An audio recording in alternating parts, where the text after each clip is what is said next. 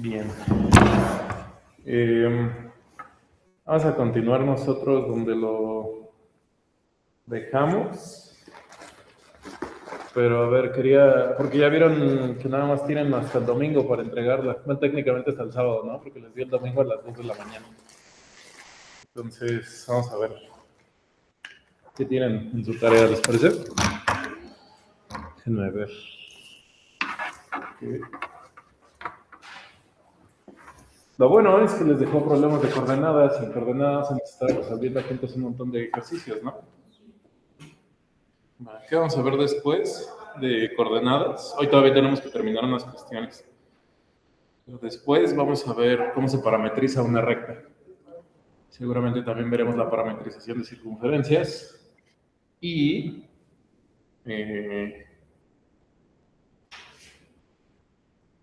no es parte de la perspectiva que el profesor Claudio les da, pero he visto que muchos en la facultad lo dan y es bastante importante que lo sepan, así que tal vez les llegue a enseñar cómo se parametrizan cónicas también. Cómo ir de la ecuación canónica a la parametrización o viceversa. La parametrización a la cónica, ¿sale? A ver, veamos qué les dejo. Las notas de coordenadas, el ejercicio 3, 4 y 5. A ver. Dice, demuestra que en el plano cartesiano dos rectas distintas se intersectan en a lo más un punto. Ese problema se ve muy fácil de demostrar porque la misma forma del problema sugiere algo, ¿no?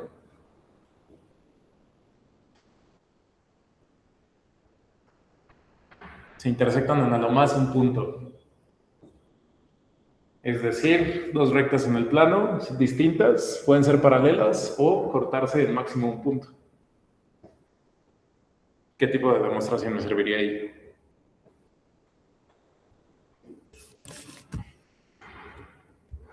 ¿No me sirve una contradicción? En las notas de coordenadas les dejó el ejercicio 3, 4 y 5, ¿no? En el problema 3 de coordenadas, que está en la página 3, dice, demuestra que en el plano dos rectas distintas se cortan en a la más un punto. ¿Qué tal si supone que se cortan en dos? En más de un punto. La negación de se cortan en máximo un punto, es se cortan en más de un punto. Supongamos que se cortan al menos en dos. ¿Cierto? Y entonces lo que tienen que hacer es llegar a una contradicción, específicamente que las rectas no eran distintas, sino que eran la misma recta. ¿Cómo lo pueden hacer? No les probé que por dos puntos pasa una recta. Nada más tienen que probar que esa recta es única. Ahora, si por esos dos puntos la recta era única, y estamos diciendo que las rectas se cortan en dos puntos, ¿cómo tienen que ser esas dos rectas? Iguales por unicidad. El problema número 3 se traduce a probar la unicidad de que por dos puntos pasa una única recta, ¿sale? Luego en el 4 dice, demuestra que por cada punto en el plano cartesiano fuera de una recta L, pasa una paralela L. Esa es una recta, más bien esa es una demostración por construcción, ¿están de acuerdo? Ustedes tienen que dar una recta, la que sea, a X más BY igual a C. Dan un punto, H como acá. Tienen que construir una recta que sea paralela a la primera. ¿Cómo? Pues fíjense, la pendiente. No hemos visto el concepto de pendiente, pero pueden verificar que si la construyen de manera muy ingeniosa con los parámetros A, B y C, y ustedes tratan de resolver el sistema va a ser insoluble. Un sistema de ecuaciones insoluble, en cuanto a rectas, significa que no se cortan, ¿están de acuerdo? ¿Sí? ¿Eso sí quedó claro? Que los vi con cara de susto. Si tengo AX más BY igual a C y BX más BY es igual a F y no hay soluciones para esto, es porque no se cortan.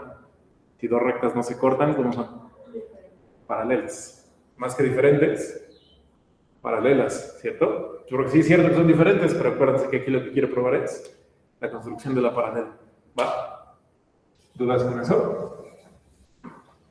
¿Qué más?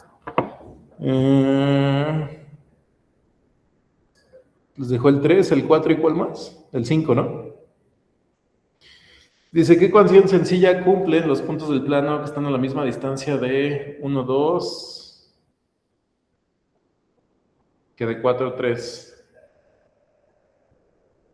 A la misma distancia de dos puntos fijos. ¿Qué ecuación sencilla cumple los puntos del plano que están a la misma distancia de 1, 2? Pues básicamente le está pidiendo esto, ¿no? Que la distancia de X a Y, bueno, la distancia de un punto P a 1, 2 sea igual a la distancia de P de 4, 3. Nada más tienen que resolver la ecuación ahí, ¿no? ¿Están de acuerdo? No es nada difícil porque nosotros deducimos la fórmula de la distancia. Es la raíz de x menos 1 al cuadrado más y menos 2 al cuadrado igual a la raíz de x menos 4 al cuadrado más y menos 3 al cuadrado. Y resuelve la ecuación, ¿de acuerdo? ¿Dudas con eso? Va, perfecto. Solo les dejó 3, 4 y 5 de coordenadas y de vectores les dejó el 2, 3, 4 y 5. Veamos. Norma, ya vieron la norma con el profesor, ¿cierto? ¿No han visto la norma de un vector? La norma es la magnitud, exactamente. En el problema 2 les pide norma, un vector con una norma específica y con una dirección específica. Pueden jugar con lo que les di ayer en clase, ¿vale? Luego dice, encuentra dos vectores unitarios perpendiculares a 3,7. Ese está sencillo porque tómense un vector cualquiera. Y nada más recuerden que ser unitario es que su norma sea. Exacto. Si es unitario, su norma es 1. Y si dice que sean perpendiculares, nada más tienen que hacer esto, ¿no? ¿Cuáles son dos vectores perpendiculares a este? Pues así, le voltean la dirección. Encuentran un perpendicular y le voltean la dirección. ¿Sale? Va. ¿Cómo pueden probar que dos vectores son perpendiculares? Eso ya también lo vieron.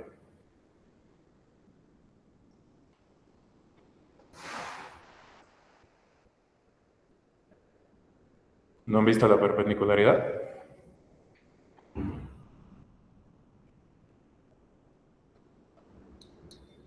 La vemos mañana. La vemos mañana. Entonces, empiecen por los de coordenadas, pues los de coordenadas ya lo pueden resolver. Y mañana ya terminan con los de vectores, ¿va? Muy bien, chicos. Entonces,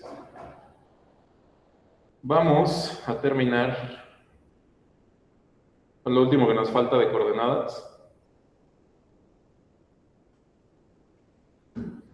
La última vez que vimos la demostración de que por dos puntos pasa al menos una recta, ¿no? Vaya que va. También les enseñé un poquito de transformaciones, les enseñé a trasladar el plano, les enseñé por qué la fórmula de h, k. Y también les enseñé pues cómo encontrar específicamente curvas que satisfagan una ecuación o ecuación que satisfaga una curva, ¿se acuerdan?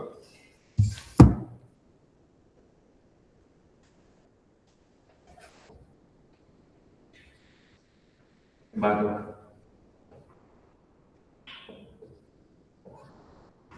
Ahora, esto lo van a detallar más con el profesor. Él les va a enseñar acerca de uniones, intersecciones, sobre las soluciones de las curvas.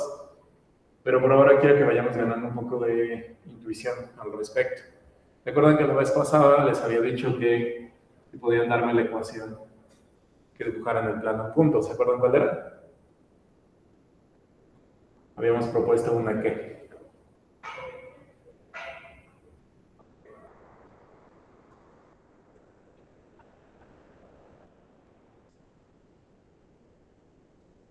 Una circunferencia de radio ¿qué? Exacto. Ya hemos dicho que si yo tenía el punto H como acá, Esto era x menos h al cuadrado y y menos k al cuadrado. ¿Sale? Si yo trataba de resolver esta, ¿quién era la única solución posible? El punto. Entonces, claro que esta ecuación representa este punto. Les había dicho, si ya les di la ecuación de un punto, me podrán dar la ecuación que tenga dos puntos. ¿Cuál habíamos dicho que era el truco? Era como igualándolo y luego reemplazando la raíz. Ok, pues podríamos hacer aquí, para este punto, sería x menos m al cuadrado más y menos m al cuadrado igual a 0. ¿Vale? Entonces esta ecuación es la del punto de arriba, esta ecuación es la de este punto. ¿Cómo hacía la unión? Exactamente, multiplicaba, tenía que fijarme que ambas estuvieran igualadas a 0. Y yo que decía, y esto le llamo A, y a esto le llamo B, y de aquí hacemos A por B igual a 0. Entonces esta ecuación es la que genera a estos dos puntos. Ya habíamos dicho por qué. Que bueno, un producto es igual a 0 sí, solo sí. Sus componentes, al menos una, es 0. ¿Qué pasa si A es 0? Se cumple este y entonces dibuja este punto. ¿Qué pasa si B es 0? Se cumple este y dibuja aquí arriba. Entonces fíjense cómo un producto lleva a una unión.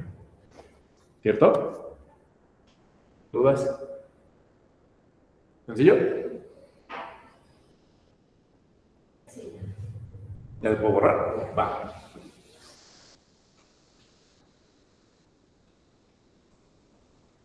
Ahora hemos estado viendo rectas, ¿cierto? Vimos que la recta queda determinada por la ecuación ax más by es igual a c.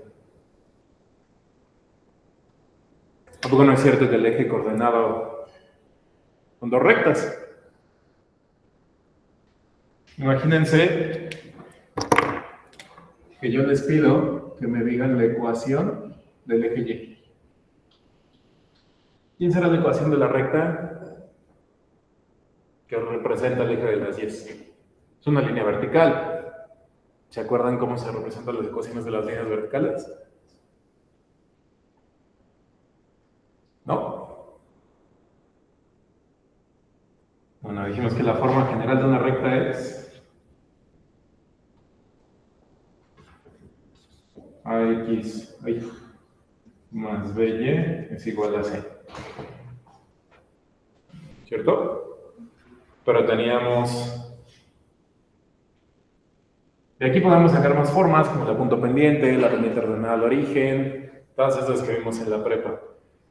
Sin embargo, vamos a pensar distinto. Vamos a tratar de caracterizar qué es lo que está pasando con esta recta vertical. ¿Qué característica me podrían dar de todos los puntos que viven aquí? X es igual a 0. Que x es igual a 0, exactamente. Su coordenada x de cualquiera de estos puntos siempre va a ser 0. 0, lo que sea. 0, y1, 0, y2, y así sucesivamente. 0, y es su índice k, ¿cierto? Entonces, la coordenada x de esta recta es constante. Cuando tengo rectas verticales,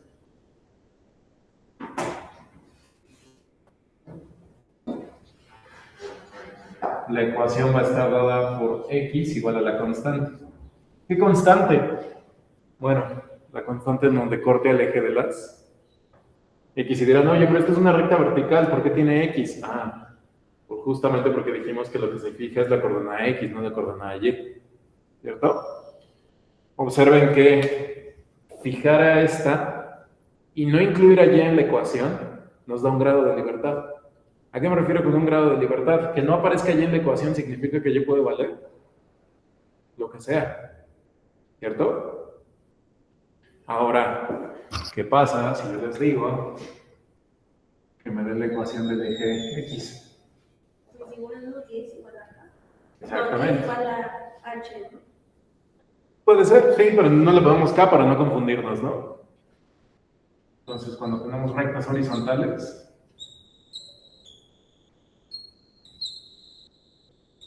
la ecuación es y igual a una constante.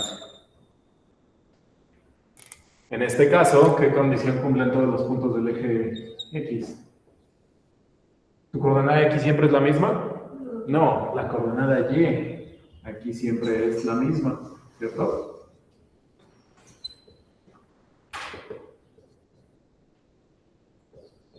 Y en este caso es 0, ¿cierto? Y una pregunta para ustedes. ¿Cómo se verá la ecuación que genera un eje coordenado? Es decir, la ecuación que genera al mismo tiempo los dos ejes. Que sería multiplicando las dos, ¿no? Exacto. Si replicamos el mismo truco que con los puntos lo habíamos platicado, en este caso, esta recta está dada por y igual a 0.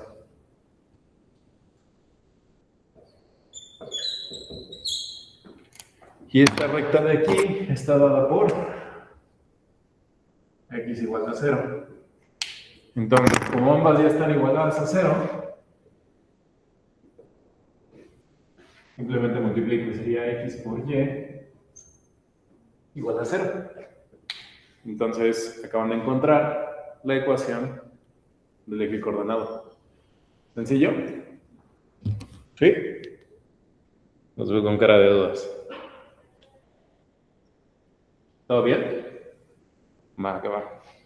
¿Puedo borrar?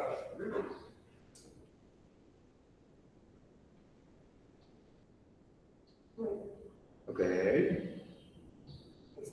¿Listo? Va, que va.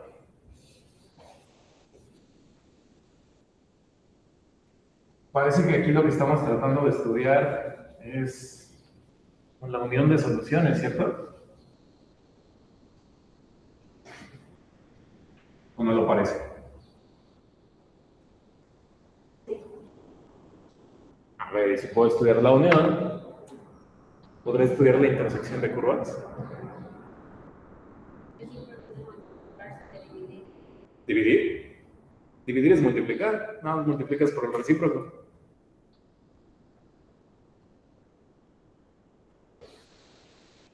¿Seguros que dividir funciona? Porque si yo divido curvas, no estoy seguro de que me dé la intersección. ¿O sí? Porque, por ejemplo, puedo poner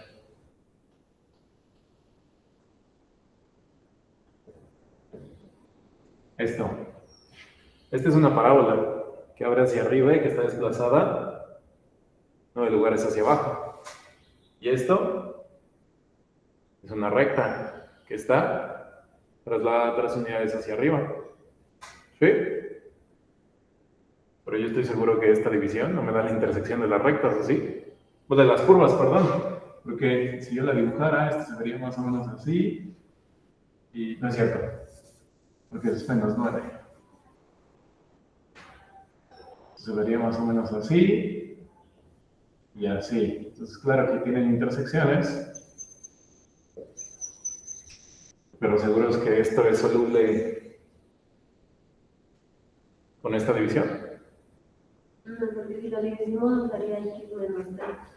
De hecho, X menos 3 es una... hay cosas que se indeterminan, ¿no? Exacto, porque si esto yo lo reescribo algebraicamente, esto es x más 3 por x menos 3 entre x más 3, ¿qué me da? Y las soluciones a esto, ¿quiénes son? Son una recta que pasa por acá, y esa no es la intersección. Entonces una división no funciona.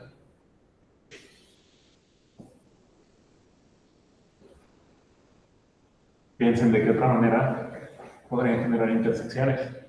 ¿De acuerdo? Ahora,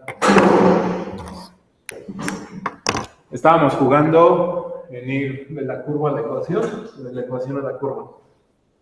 Ahorita específicamente iba de aquí para allá. Si yo les pidiera ahora que hiciéramos el caso contrario, es decir, ir de la ecuación a la curva, y yo les preguntara, ¿qué dibuja eso en el plano? ¿Podría saber qué sin utilizar GeoGebra.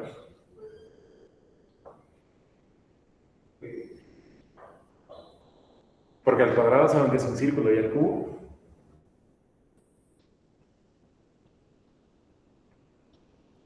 Lo que podemos hacer aquí es que, aunque no sepamos como tal la forma de la curva exacta que genera, sí podemos dar algunas propiedades. Por ejemplo, hablemos de simetrías. ¿Qué es una simetría? O bueno, a estas alturas del partido ya les tuvieron que hablar en álgebra superior de lo que es una función, ¿no? ¿Qué es una función? La definición formal. Una función es un subconjunto del producto cartesiano tal que a cada elemento del dominio toca uno y solo uno del codominio, ¿sale? Va. Entonces, una función es simétrica cuando ¿qué?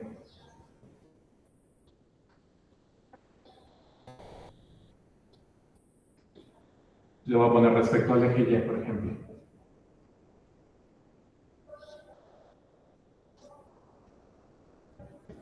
Y les voy a poner un dibujito para que entendamos qué es lo que estamos haciendo.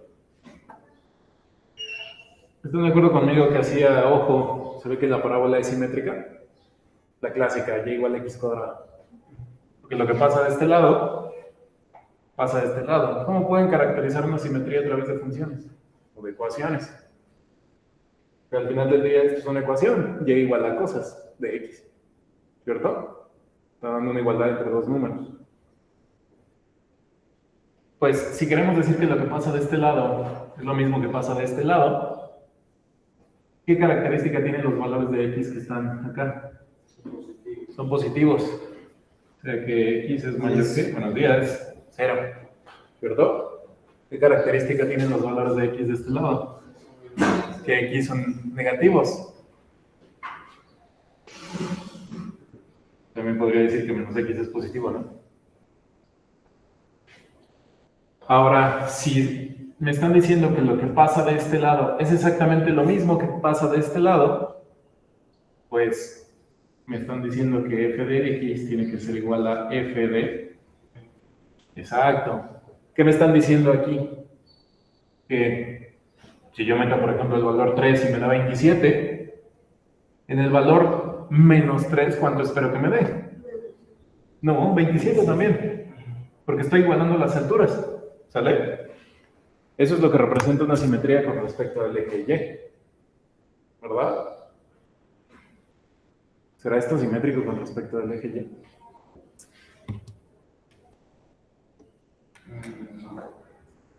No, ¿sí? ¿Podría buscar una simetría con respecto al eje X? ¿No puedo buscar simetría con respecto al eje X? Sí se puede, ¿no? Si hay simetría con respecto al eje Y y con respecto al eje X también. ¿A poco no es cierto que... No, esa más bien tiene una simetría, le llaman de pasito, ¿no? Es una reflexión y una rotación. ¿Una circunferencia no es simétrica con respecto al eje X? Sí. Entonces, ¿cómo podría representar la simetría horizontal?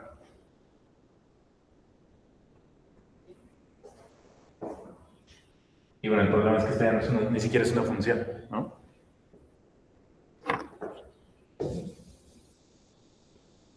Pero regresando acá. ¿Qué pasa si en vez de cambiar valores positivos, yo hiciera esto?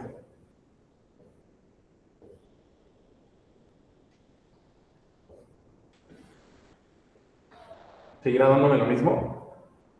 No, porque como esta es una función cúbica, este es equivalente a menos x al cubo menos y al cubo es igual a 1. Bueno, hagamos algo. Pongámoslo sencillo y solamente dejémoslo simétrico así. ¿Es simétrico respecto al eje Y? Simétrica, acuérdense que significa esto. ¿Es cierto que esto es igual a esto cuando hago X negativo? No, porque esta ecuación de arriba ya no es esta.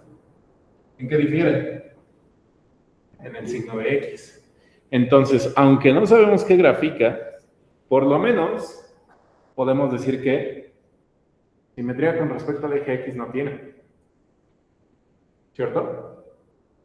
Y vas a si voy al contrario. Si dejo la X cuadrada positiva, perdón, la X al cubo positiva, pero ahora la Y la cambio por menos Y. De aquí X al cubo menos Y al cubo es igual a 1. ¿Esto es igual a esto? No, ¿verdad? Eso quiere decir que tampoco hay simetría con respecto a las variables Y. ¿Verdad?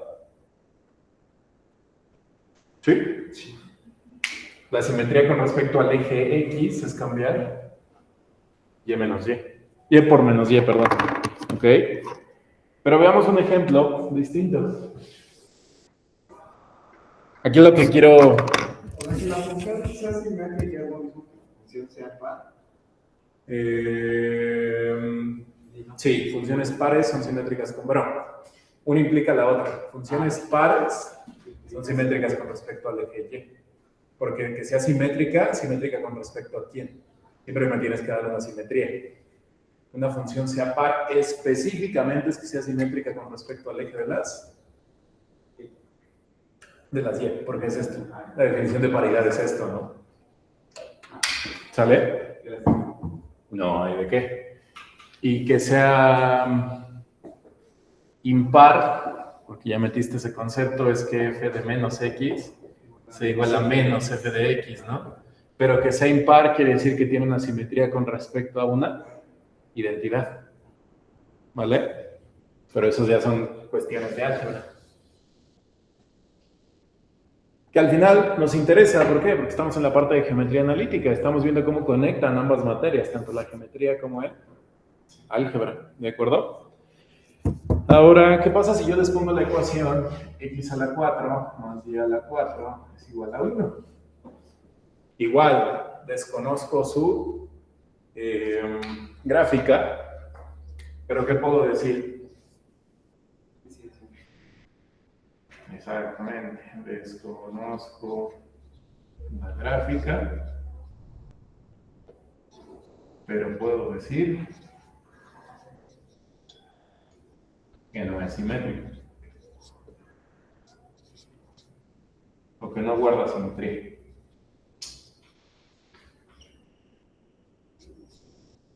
Entonces, fíjense lo poderoso del álgebra en la geometría. Aunque no la conozco, puedo dar propiedades de ella.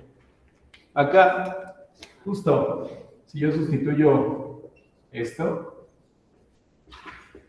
me vuelve a quedar lo mismo por la propiedad de los exponentes pares, ¿cierto? Y si ahora lo hago con Y, me vuelve a quedar lo mismo. Eso significa que aquí sí hay simetría, ¿de acuerdo? Le puedo poner, tampoco conozco la gráfica.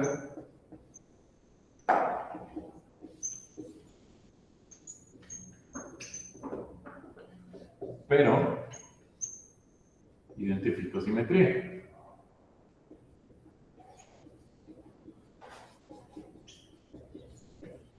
Ahora, ¿por qué es importante que podamos estudiar curvas sin siquiera poder verlas? Bueno, porque aquí está sencillo, esto es en R2.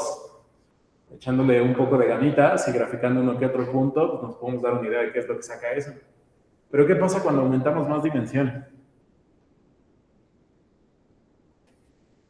¿Qué pasa cuando tenemos 3? Ahí se vuelve un poco más complicado. Aquí en vez de ser curvas, ahora son... Bueno, depende del tipo de ecuación también. Si le dejan grados de libertad o no.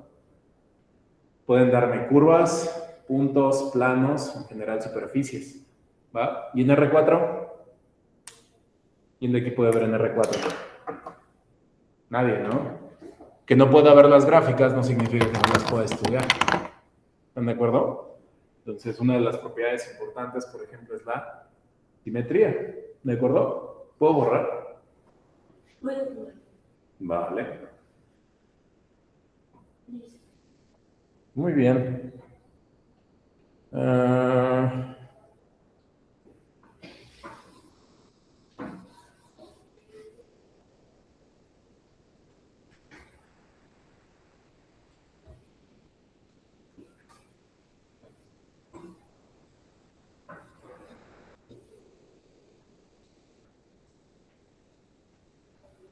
ahora, como pequeño comentario, ¿se acuerdan que ahorita les comenté que una circunferencia guardaba la simetría con respecto al eje X, pero tenemos un problema, esto no es una función? ¿Cómo puedo ver visualmente que esto no es una función? Hay una reglita. Se llama la regla de la vertical. ¿La conocen? Cuando tengo una curva, y yo quiero saber si esa curva corresponde a una función, pongamos las cosas sencillas, ¿vale? Si yo tengo una curva en el plano y quiero ver si eso corresponde a una función de la forma f de x es igual a y con x real, ¿eso va a ser cierto? Sí, solo sí. Al trazar cualquier línea vertical, esta corta en exactamente un punto. En este caso, ahí me encontré una línea vertical que no corta en uno, sino en dos. Por lo tanto, esta no puede ser una función. Al menos no una función de este estilo. ¿Cierto? Vale.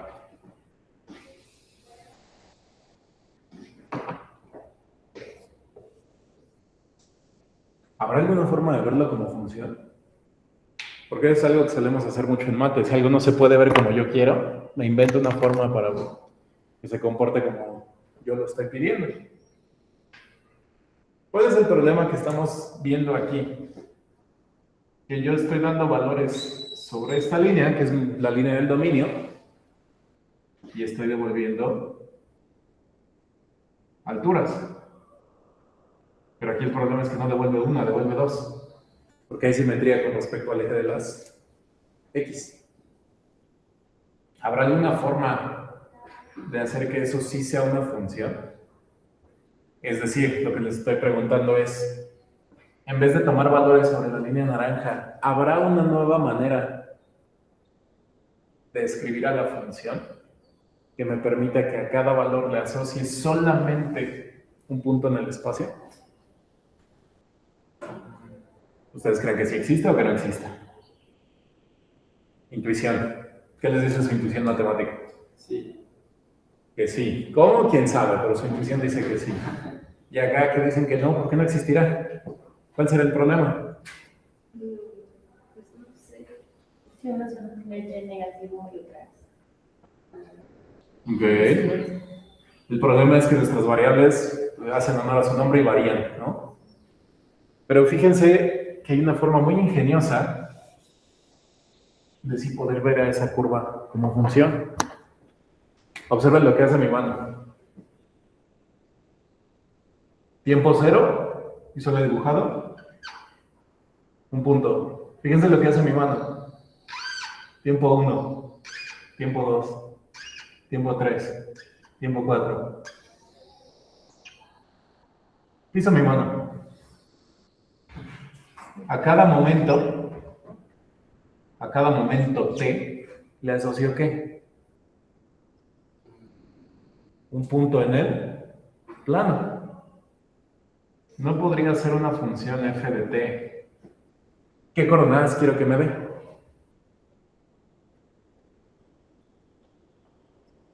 Con el profesor Claudio ustedes llegaron a ver trigonometría, ¿verdad? Se las voy a poner todavía más sencilla. Supongamos que esta es una circunferencia con centro en el origen de radio 1. O sea, la famosa circunferencia unitaria. ¿Qué les dijo el profesor Claudio que se formaba en la circunferencia unitaria? Un triángulo muy curioso con respecto al que si yo me fijaba en este ángulo podía definir que ¿quién es el seno? El seno es la base. El seno es la altura. ¿Sale? Y el coseno es la... Pero quiero que se fijen en algo, chicos. ¿Se dan cuenta cómo tanto el seno como el coseno dependen de t? Yo les dije, t puede ser un tiempo, pero como no tengo aquí un cronómetro para ver cuánto me tardé en hacer la circunferencia, sí puedo hablar de el ángulo. No es al revés, más bien el coseno, altura. No. El coseno siempre es la componente horizontal. ¿Sale? Aquí te está confundiendo, porque si yo te pidiera que me dieras quién es el seno y el coseno con respecto de este ángulo de aquí arriba, ahora sí, este es el seno y este es el coseno. Para que nunca te confundas, recuerda que el coseno siempre es el cateto adyacente y el seno siempre es el cateto opuesto. ¿Vale? Sí es cierto, si yo me agarro este ángulo, el verde sería el seno, pero con respecto del ángulo azul. Y aquí yo estoy agarrando el ángulo naranja, ¿de acuerdo? O si no, acuérdense de la famosa mnemotecnia de la coca. ¿Se lo sabe? Coca, gir, y dividir en seno, coseno y tangente. ¿Sale? Cateto opuesto, el rojo. Cateto adyacente, el verde. ¿Sale? Regresando al problema original que les había planteado, ¿se dieron cuenta cómo, dependiendo del ángulo de giro, yo puedo determinar las coordenadas de este punto? ¿Por qué? Porque ¿qué coordenadas tiene este punto? No en términos de X y Y, en términos del ángulo. ¿No tendrá el seno como el coseno? Oigan, ¿y no puedo definir a esto como...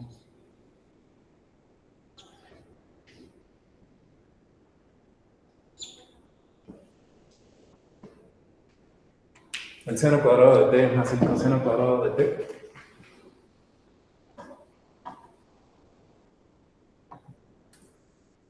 Esta es una identidad pitagórica, ¿cierto? ¿Se acuerdan que probamos el teorema de Pitágoras? Bueno, no se acuerdan. Hicimos una demostración de Pitágoras a través de semejanza de triángulos, ¿se acuerdan? Este triángulo que dibuja el rectángulo. Sí. Oigan, pues esto se tiene que cumplir el teorema de Pitágoras, ¿no? ¿Quién es su cateto opuesto? El seno. Si lo elevas al cuadrado, luego el coseno al cuadrado, y la hipotenusa dijimos que era la circunferencia unitaria, ¿no? Por ejemplo, radio 1 al cuadrado es 1. Entonces, para cualquier valor del ángulo, esto siempre me va a dar 1, ¿no? Pero hagamos algo mejor. No lo pongamos así, porque si no, eso sería la función constante 1, ¿no? Lo que parametricé ahí fue una recta. Mejor hagamos esto. Digamos que para cualquier valor de t, la función devuelve una parejita ordenada, porque es lo que quiero. A cada movimiento de mi mano le quiero asociar un punto en el pizarrón. Cada movimiento de mi mano tiene un punto en el pizarrón. ¿Dado por qué coordenadas? Por el seno como el coseno. ¿Y a poco esto no es función? Porque a poco en un momento en el que estaba dibujando la circunferencia, de repente saqué otro plumón y puse 2 puntos en el plano. No, a cada momento solamente le asocié un punto. Entonces, ¿no es una función? A este tipo de funciones se les llaman funciones paramétricas. ¿Chale? Lo vamos a estudiar un poquito en las siguientes secciones. Específicamente vamos a ver cómo se pueden parametrizar rectas. ¿De acuerdo?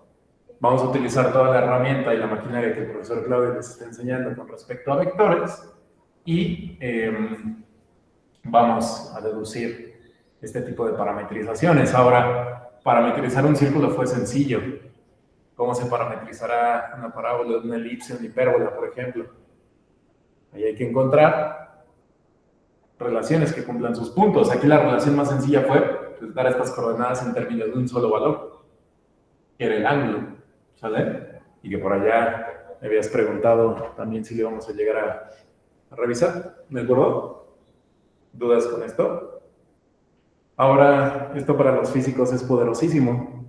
porque muchos comportamientos no dibujan una función, sino dibujan curvas muy exóticas. ¿Cómo puedo hacer que la curva se vea más manejable en términos algebraicos? La puedo parametrizar. ¿Están de acuerdo? Lo interesante está en saber dos cosas. Uno, cómo llevo una curva a su forma parametrizada. Y dos, cómo llevo la parametrización a una forma, digamos, cartesiana. ¿Vale? ¿Dudas con eso?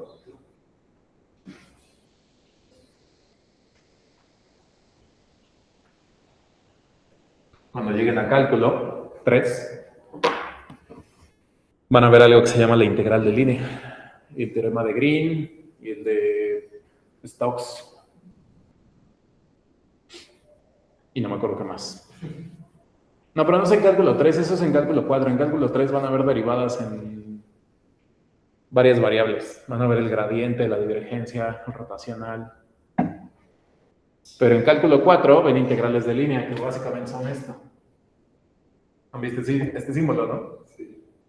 Por ejemplo, el flujo. Los flujos se suelen medir con integrales de línea.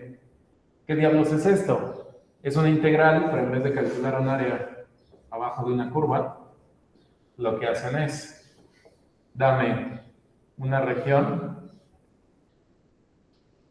parametrizada en el sentido antihorario y calcúlame esa área solo con el borde. Esto a los físicos les es muy útil. Y se puede hacer con parametrizaciones. El problema es, parametrizan esa región. ¿Sale? ¿Cuántos cálculos hay en la carrera de física? Son 4. Llevas desde, bueno, física, pues creo que también llevan todos los cálculos de mate, ¿no? Son 4. Y luego de cálculo viene análisis, que análisis es como cálculo 5. 1. Luego te falta análisis 2, es como cálculo 6. Porque, bueno, creo que en física biomédica, Ajá. Los últimos cálculos los juntan todos en cálculo avanzado. Ah, ok. Seguramente hacen eso porque les interesa enfocarse en los resultados y no tanto en la parte teórica, porque demostrar esto de la integral de línea, de la construcción y demás requiere su tiempo. De hecho, los análisis se enfocan, por ejemplo, en teoría de la medida, al menos el análisis que yo llevé, se enfocaba en teoría de la medida, y es que todas las funciones, no todas las funciones que ustedes conocen son Riemann integrables. O sea, las integrales que ustedes conocen de la prepa, su nombre oficial es integral de Riemann, pero no toda función es Riemann integrable. Hay funciones que se portan muy raro y que no se pueden integrar a través de lo que aprendimos en la prepa, sino que tenemos que usar una integral que se llama la integral de Lebesgue. Lo escriben como Lebesgue. Esa integral de Lebesgue. Fabián, Dime. dales geometría. Bueno, ese punto de la integral de Lebesgue es una integral que en vez de fijarse en rectángulos verticales, se fija en rectángulos horizontales, pero esa es otra cosa, ¿vale? Ahora, ¿más preguntas? ¿No? ¿Todo? Va. Vamos a ver una última pregunta.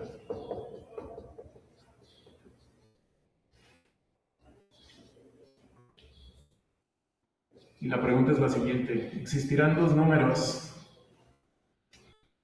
que sumados den 6 y multiplicados den 7?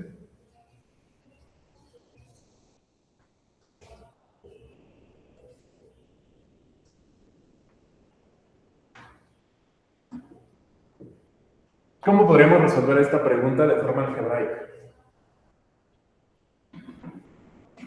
Pues poner dos números, X y Y.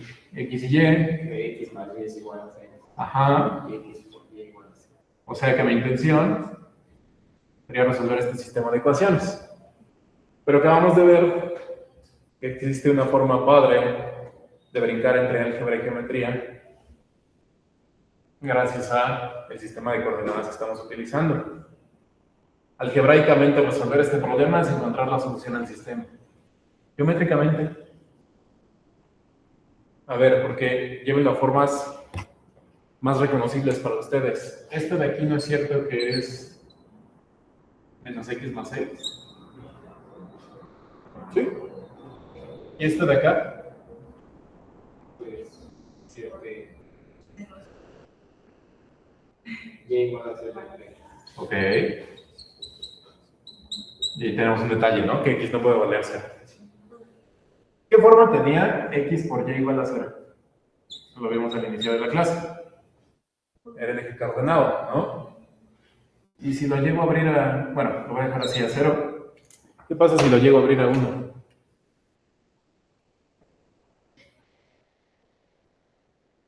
Si no llegan a reconocer esto, eso es una hipérbola. Y entre más agrande este valor, más se va a ir abriendo hacia allá y hacia acá. ¿Vale? Entonces, geométricamente, ¿esto qué representa? ¿Es una qué? Una recta. Una recta. Y geométricamente, ¿esto qué representa? Es una hipérbola. Entonces, les vuelvo a hacer la misma pregunta. Existirán dos números que sumados den 6 y multiplicados den 7, pero no quiero que me ofrezcan una respuesta algebraica. Quiero que me ofrezcan una respuesta geométrica. ¿Qué significará que esto tenga solución en términos de estas dos cosas? Exactamente. Si es que existe un cruce entre esta recta y esta hipérbola, esa debería ser la solución a mi problema. Ahora,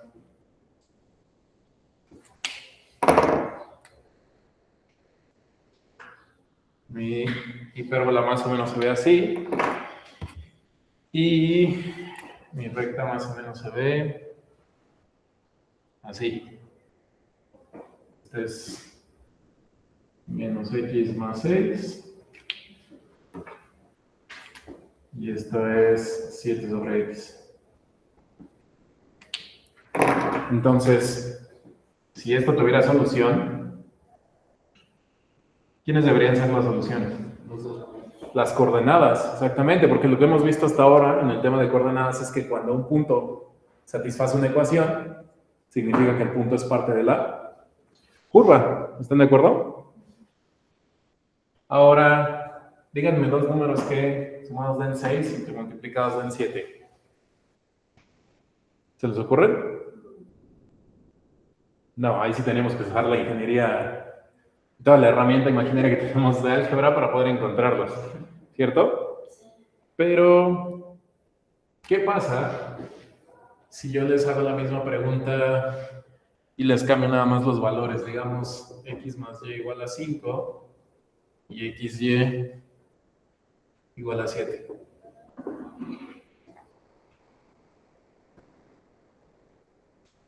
Y les digo que la gráfica de esto se ve así. No existirán soluciones. ¿Están de acuerdo? Entonces, ¿se dan cuenta cómo existe una traducción geometría, álgebra, álgebra, geometría? Y por eso es importante establecer sistemas de coordenadas. Ahora, establecer ese eje coordenado cartesiano es la única forma de establecer un sistema de referencia, o habrá más.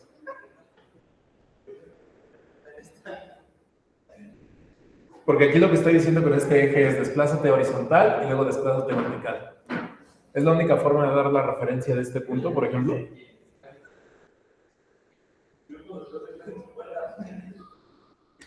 Yo digo que no, porque les puedo dar otro tipo de instrucciones que los pueden llevar a este punto.